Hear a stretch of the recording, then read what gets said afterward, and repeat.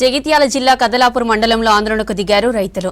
వరద కాలువ, ఎస్ఆర్ఎస్పీ కాలువలకు నీటిని విడుదల చేయాలంటూ రోడ్డుపై బైఠాయించి నిరసన తెలిపారు. నీళ్లు లేక పంటలు ఎండిపోతున్నాయని ఆవేదన వ్యక్తం చేశారు.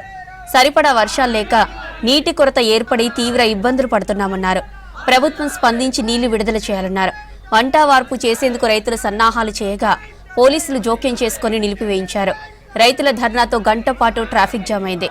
మరో 2 రోజుల్లో నీళ్లు పంపుతామని ఆర్డీఓ హామీ ఇవ్వడంతో ధర్నా విరమించారు రైతులు.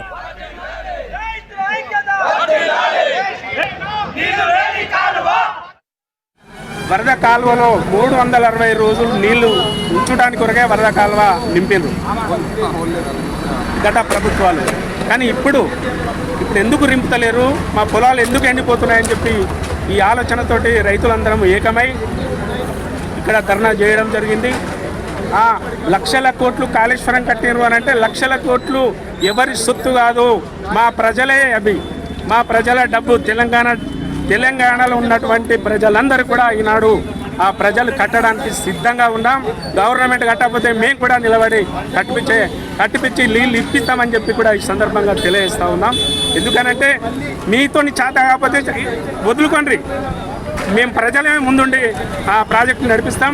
పొలాలు ఒక్క గుంట కూడా ఎండిపోకుండా మేము నిలబడతామని కూడా ఈ సందర్భంగా రైతులందరికీ చెప్తున్నాం, గవర్నమెంట్ కూడా చెప్తున్నాం. ఎందుకనంటే మీతో అయితలేదు కాబట్టి ఊకుండండి. మరి కదలాపూర్ మండలంలో రస్తారోకో చేయడం జరిగింది రైతులు. ఎందుకంటే అర్ధవ కాలువకు చాలా మంది రైతులు అర్ధ కాలువ మోటార్లు పెట్టుకొని ఎండిపోయే స్థితికి వచ్చినాయి. కాబట్టి దయచేసి గవర్నమెంట్ వెంటనే వీటిని విడుదల చేయాలని ప్రభుత్వాన్ని కోరుకుంటున్నాం.